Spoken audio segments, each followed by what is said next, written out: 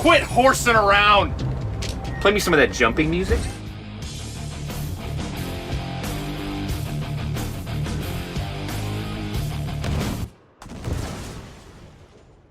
Red meat. Oops. Troops, I saw a bear here. Today we'll be talking about update 24 for the game Foxhole. With this update, we've seen our anti-tank capabilities massively expanded, and a little extra research has gone into our chemical weapons department as well. And overall, defenses have been reinforced to make them better able to withstand any assaults from infantry or armor. But first, our troops out back were scavenging the scrapyards, and we've come across a new vehicle. It's a bit of an odd one. They used to use these to transport civilians from town to town back in the day.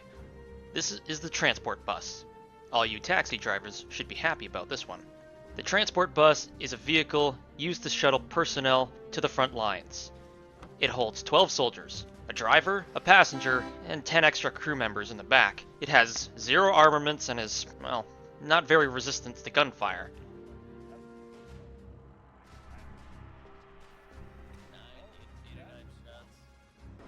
Like I said, mainly just a taxi to the front, but it's going to make transporting troops a whole lot easier, that's for sure. Next up from our chemical weapons department are the gas mask filters. So these new model gas masks require filters for proper use during chemical weapon attacks.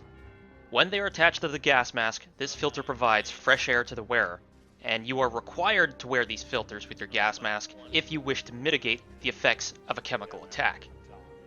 Just remember, each gas mask filter only absorbs a certain amount of gas before expiring. So if you're leading an assault or manning a defense, you'll need filters, and lots of them. I'm warning you troops right now. A single container of green ash has the ability to drain around 1 whole filter. To produce a crate of 20 gas mask filters, you'll need 100 basic materials. Gas masks are still 160 basic materials for a crate of 20 as well. In terms of our AT capabilities, the engineers from research and development have developed a new structure, the anti-tank pillbox. Now our workers were noticing that the sunken pillboxes really kind of fit the same role as regular pillboxes, and that our AT capabilities were lacking. So, they've combined the ideas, and now these AT pillboxes will function much like the sunken pillboxes.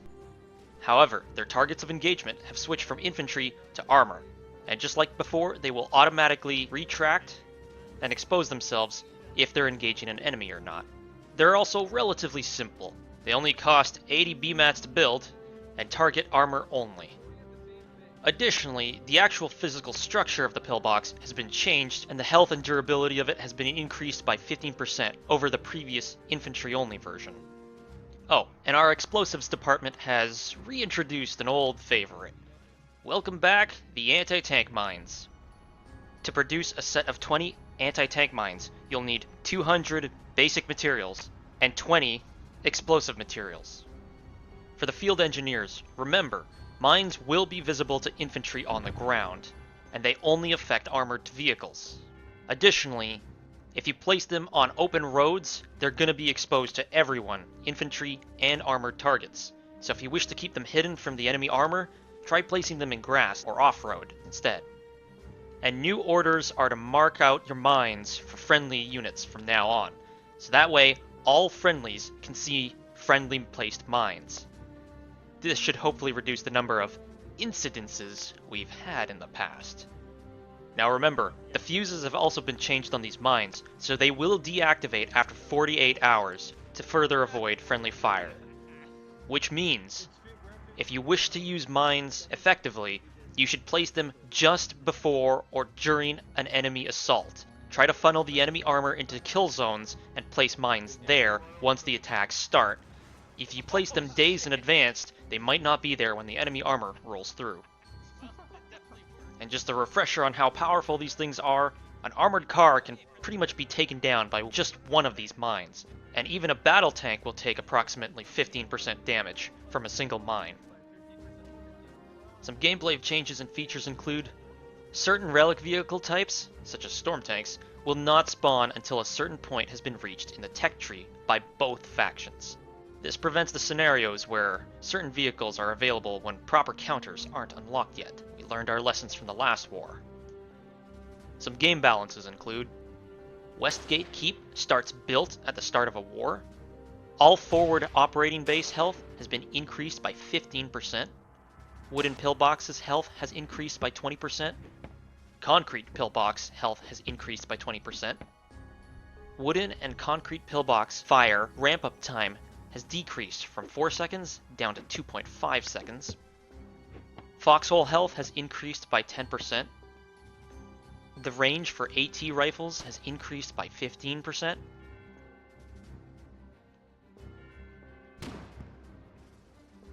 Field machine gun health has increased by 25%. Half-track damage has increased by 20%. Gunboat forward turret damage has increased by 50%. Armored car speed has increased by 25%.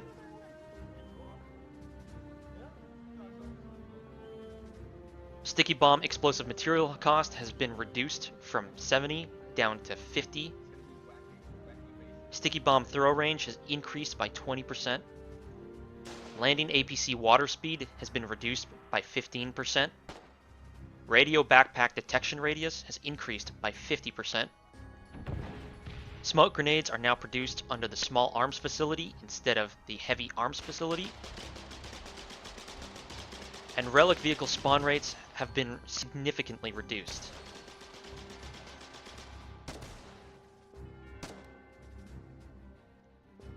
Some other changes to note. RPG aim indicators have been improved and properly show the range limit. It's a much more obvious arc, so you'll know when it hits the ground, rather than dropping before you hit the intended target.